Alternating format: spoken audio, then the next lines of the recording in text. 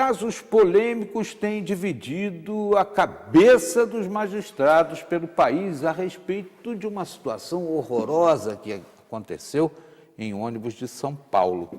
O cidadão ejaculou sobre uma passageira e não fez isso uma vez só, não, parece que já fez 15 e foi apanhado pela segunda vez em sequência e agora está detido. Estou recebendo a deputada federal Poliana Gama, do PPS de São Paulo, ela que tem uma frente grande aí com relação a ajustes na Lei Maria da Penha. Tudo bem, deputada? Satisfação em tê-la conosco? Tudo jóia. Será que esse tema tão nojento, asqueroso, né, vai permitir realmente que se introduza algum tipo de ajuste na legislação e, sobretudo, na Lei Maria da Penha? Olha, quando se trata de penalidade, então você tem aí a questão da Lei da Maria da Penha também dialogando com o Código Penal. Eu não sou advogada, né, especialista no assunto, mas diante do que nós temos, né, verificado nos últimos dias, esse caso em específico que aconteceu em São Paulo, né? O clamor público e a necessidade mesmo, se entende hoje que há necessidade de se rever o Código Penal e, em específico, a questão do estupro. Porque, da maneira como está hoje, pode fazer com que, em algumas situações, algo que seja considerado como estupro não seja considerado e não tenha a sua penalidade assegurada, que é outro problema no país também, a questão da impunidade. O pessoal do ramo jurídico está dividido entre atentado ao pudor e estupro, né? Alguns entendem que estupro pressupõe penetração, outros acham que a simples tentativa, a simples invasão do domínio feminino já é um estupro. Na legislação antiga, você tinha isso, né? Era só quando havia a penetração que era qualificado como estupro. Hoje, ela recebeu, nos últimos anos, uma alteração, então você tem vários crimes que são englobados como estupro. Então, no caso, essa situação da ejaculação que aconteceu no ônibus na mulher, como houve a questão do toque, há o entendimento para nós que é uma ação de estupro também. Eu acho que só o fato, mesmo que não tenha toque, mas tenha o jato, né, já é uma violação, uma coisa nojenta. Porque não foi consentido. Pois é, né? E a pessoa receber aquela coisa em cima. Tudo que você não... nesse caso em específico, a falta, né, do consentimento, no nosso modo de entender, qualifica dessa forma. Eu tive, assim, conversei com algumas pessoas a respeito disso, alguns, né, com essa dúvida, mas imagina, mas quando você faz para a pessoa a pergunta, e se fosse a sua mãe? É verdade. E se fosse a sua esposa? Sabe que eu estava com essa pergunta aqui, ó. E se fosse a sua filha? Aí o semblante da pessoa muda de figura. Então, o que falta realmente, e a cada dia mais eu tenho identificado e tenho feito esse apelo às pessoas, a gente precisa fazer esse exercício de se colocar no lugar do outro.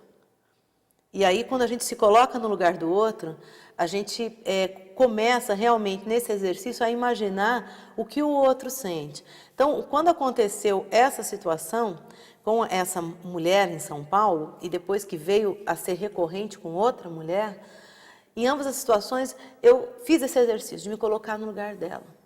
Como que eu receberia aquilo? Então, realmente, é uma violência com a gente. Aí os caras ficam assim, não, tadinho, ele é doente mental. Fica sentado ali no banquinho que ele fez a coisa para ver se você vai achar mesmo. E se isso for comprovado, e mesmo ele tendo algum problema mental... Tem que tratar, né? Tem que tratar e tem que ter a punição devida nesse assunto. O que não dá é para ficar impune. Verdade. Ainda mais num país como o nosso, em que a gente tem aí essa gravidade com relação à violência da mulher. Ainda, né, a gente tem aí dados alarmantes. No Vale do Paraíba, nós tivemos um crescimento principalmente nas denúncias aí com relação a estupro, e o que agrava mais essa situação do estupro é que na maior parte dos casos ele é realizado, ele acontece próximo, né, da família. O autor, né, no caso a pessoa que violenta a vítima, geralmente, na maioria dos casos, é uma pessoa próxima da família. É o padrasto, é o tio, né? Uma coisa... Às vezes está dentro de casa. É verdade. Isso é o que assusta mais. Então, é uma cultura que a gente precisa banir de uma vez por todas. E isso, na minha maneira de avaliar, exige um grande esforço de toda a sociedade, de todos os setores, da educação, da saúde, do setor social da cidade, segurança, para que, de fato, as pessoas entendam que elas não têm o direito, principalmente essas pessoas que, infelizmente, tem hora que eu penso, será que são pessoas? Porque não pode ser um ser humano, uma pessoa que faz isso, por exemplo, com uma criança de 10, 12 anos de idade. Né? Isso realmente dói na gente. Né? A gente se coloca no lugar daquela criança e pensa... até que ponto, né? Realmente é monstruoso. Então a gente precisa precisa ter punição nesses casos rigorosa para que de uma vez por todas, se não se entende pelo fato de que não é correto, então que se tenha então a aplicação da lei. Deputada, eu tenho certeza que quando estiver em Brasília, certamente vai se reunir com a bancada feminina, que Sim. é pequena, mas faz um barulho danado, né? Para discutir temas importantes. Inclusive, me parece que agora está tramitando já no Congresso uma proposta de dar uma extensão maior à mulher que tem um filho precocemente, né? Acontece aí uma antecipação do período de nascimento e, mais do que justo, que ela dê amparo a essa criança prematura que está ali ao lado dela. Mas vou lhe pedir para a gente aprofundar o tema na volta da entrevista. Tá já, bem. já, aqui.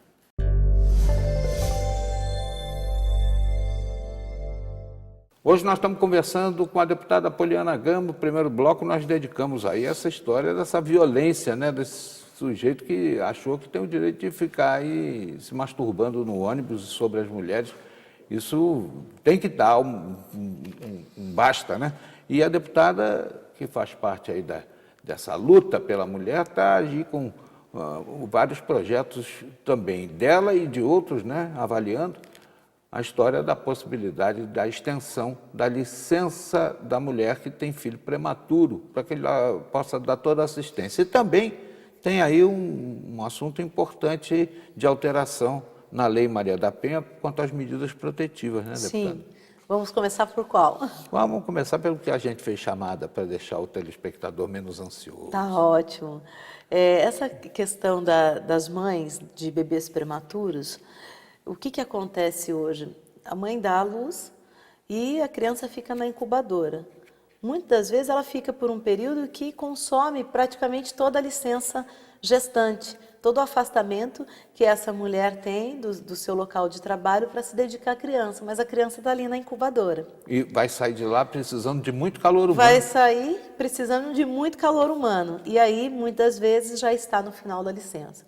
Então a proposta é que o período que a criança ficar na incubadora, ali afastada da mãe, precisando desse serviço médico, depois ele é acrescentado na licença gestante, o igual período. Então, se a criança ficou na incubadora por 40 dias, a mãe vai ter um acréscimo na licença gestante dela por 40 dias. Muito justo, porque sensível. É uma questão de sensibilidade e de saúde pública também. Porque esse vínculo, essa proximidade e esse calor humano, ele realmente colabora na saúde do bebê.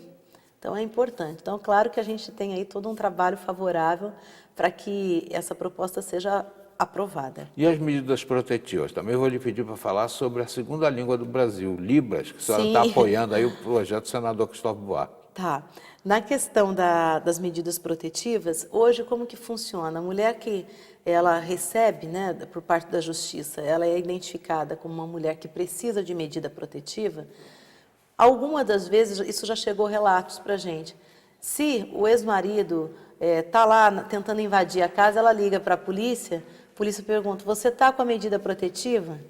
Então, imagina num momento de desespero, que você tem alguém que está fora de si para invadir sua casa, você está muitas vezes com seu filho, você está com a medida protetiva em mãos? Isso que a deputada está falando é muito importante, Não muito tem sensível. cabimento. Você já viu o inquérito que fazem quando você liga o 190? Começa a fazer um monte de perguntas, em vez de chegar e falar assim, eu vou socorrer primeiro e perguntar depois, Pois né? é. E aí, qual é a proposta, né, que eu apresentei? Para que, quando for expedida a medida protetiva para a mulher, já passe a constar nos sistemas informatizados, tanto da Polícia Civil quanto da Polícia Militar. Porque se essa mulher precisar de solicitar a polícia, na hora que ela vai falar o nome dela ali, Já vem tudo. já vai estar mostrando que se trata de uma mulher que está sob medida protetiva e exige, então, um atendimento rápido. Deputada, agora a questão da segunda língua que está sendo considerada do Brasil. O senador Cristóvão Buarque propôs, né, que fosse introduzido nas escolas o ensinamento também de Libras, o que seria uma coisa extremamente... Aí tiraram de pauta, o que aconteceu? É recorrente, o governo está utilizando disso, de tirar de pauta, de pedir vistas, e o que se alega é que não se tem profissionais para dar conta desse trabalho. Mas eu penso, não se tem profissionais porque também não se tem um incentivo. E no caso eu vejo a lei como um incentivo à inclusão, né, e a possibilidade de realmente fazer a inclusão, e no caso também um incentivo à formação de pessoas para que possam lecionar Libras nas nossas escolas. Nós temos uma população considerável no país, então mais de 9 milhões de surdos, e com a perda severa a gente tem aí 2 milhões, sendo que metade são jovens em idade escolar.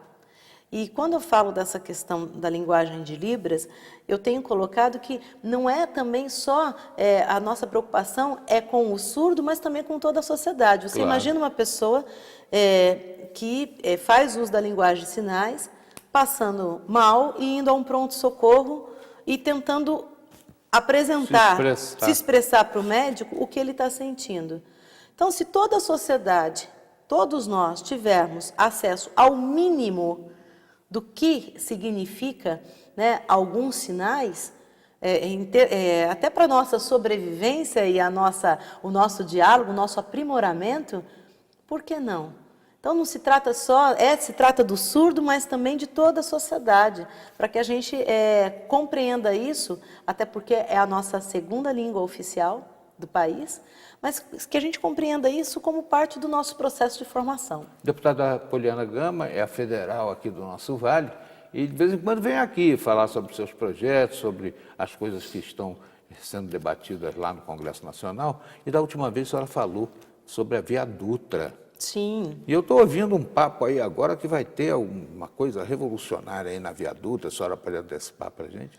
Olha, eu realmente espero que tenha, porque a Dutra, a gente teve um aumento do pedágio, inclusive eu estou questionando essa questão da base de cálculo, até porque, principalmente aqui na nossa região do Vale, exceto São José dos Campos, mas que teve ações próprias do município para conseguir melhorar as suas alças de acesso, as suas paralelas, mas a nossa região aqui do Vale, de Taubaté até o Vale Histórico, a gente tem ainda muitas carências ao longo da rodovia, principalmente nas questões de acessos, nas questões de viadutos. A população cresceu na região e, infelizmente, eu particularmente sinto, e também em contato com as lideranças locais dos municípios, que houve falta ao longo desses anos de investimento, né, ao longo, né, desse trecho. E a gente tem cobrando. Ver o que a deputada vai poder fazer também para melhorar. Outro dia eu precisei do reboque da Via Dutra. Levei quase 1 hora esperando, com os carros tirando fino de mim. E isso porque aumentou o pedágio. Pois é. Isso aí eu também estou aqui tranquilo para falar, porque outro dia trouxemos a Via Dutra aqui e falamos bem do consórcio, mas eu precisei e em causa própria estou revelando aqui. Foi complicado a gente o reboque. Identifica medidas positivas. Diminuiu acidentes ao longo dos anos na rodovia? A gente identifica que diminuiu. Tem projetos interessantes, até desenvolvidos em parcerias com as escolas públicas. É positivo, nós identificamos isso, ótimo. Mas, por outro lado, tem que cumprir o dever de casa também, que é melhorar principalmente a rodovia, né, em si, para quem faz uso dela. Mas, porém, todavia, contudo. Obrigado, deputada Poliana Gama. Eu espero que volte mais vezes, trazendo boas notícias para nós, tanto dos seus projetos quanto aqueles que a deputada apoia. Obrigado.